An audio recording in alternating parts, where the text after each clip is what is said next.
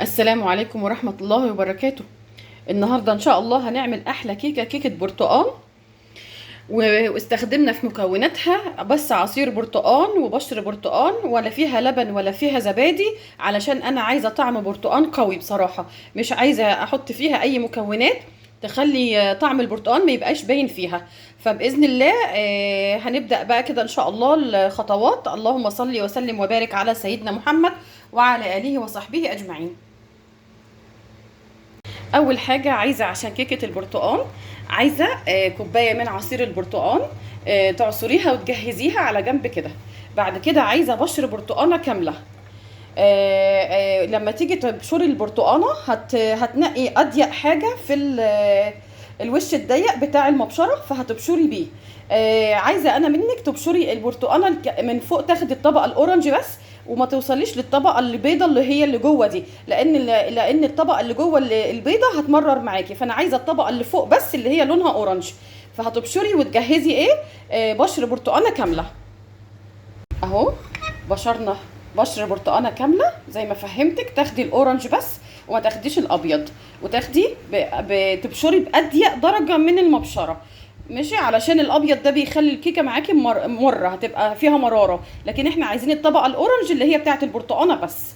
تمام كده؟ عشان انت لو اول مره تعملي كيكه البرتقال ان شاء الله تعمليها وتطلع تحفه معاكي. وعندي هنا في بوله 4 بيضات، هنزل عليهم بباكو صغير جدا جدا من الفانيليا. ليه؟ عشان انا مش عايزه كيكه البرتقال يبقى فيها طعم تاني عن البرتقال، حبه صغيرين خالص، يعني يا دوبك نقطه كده. وهنزل عليهم كمان بالبشر بتاع البرتقال اللي انا بشرته، وهضربهم. هنزل عليهم بكوبايه ونص من السكر،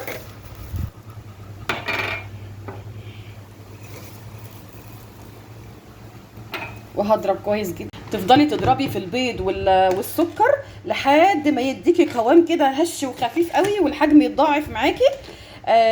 لان هو ده السر اللي هيخلي كيكه تطلع معاكي هشه وخفيفه، ان انت لازم تضربي السكر مع البيض كتير جدا جدا جدا لحد ما يديكي القوام الكريمي ده.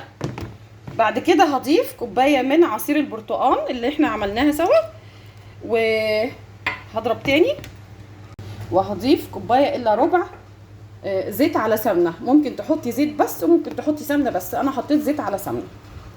وهضرب تاني. وعندي هنا 2.5 كوباية من الدقيق، 2.5 كوباية بالظبط. هنخلهم شويه شويه واحطهم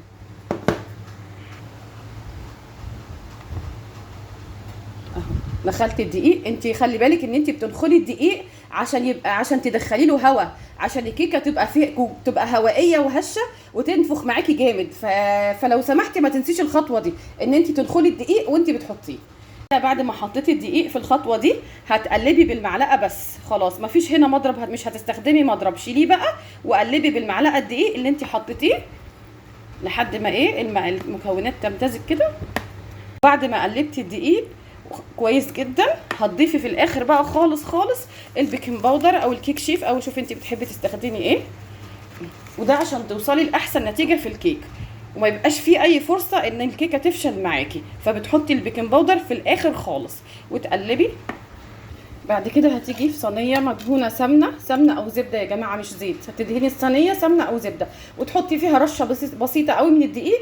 هتحطي فيها خليط الكيك، وتكوني مولعه الفرن من قبل ما تبداي اي حاجه، من قبل ما تبداي الشغل خالص يكون الفرن ولع، علشان تيجي تخلصي يكون الفرن سخن، بس على درجه حراره 180 في الرف الاوسط، في الرف اللي في النص على درجه حراره 180. وشها احمر خلاص اهو. هطفي الفرن وهطلعها.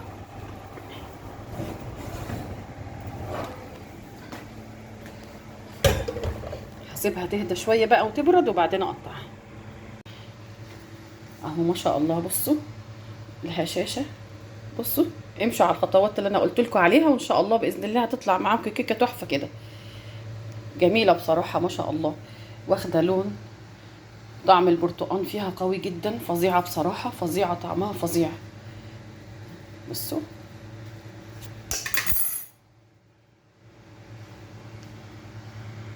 شاء الله جربوها باذن الله تعجبكم ان شاء الله.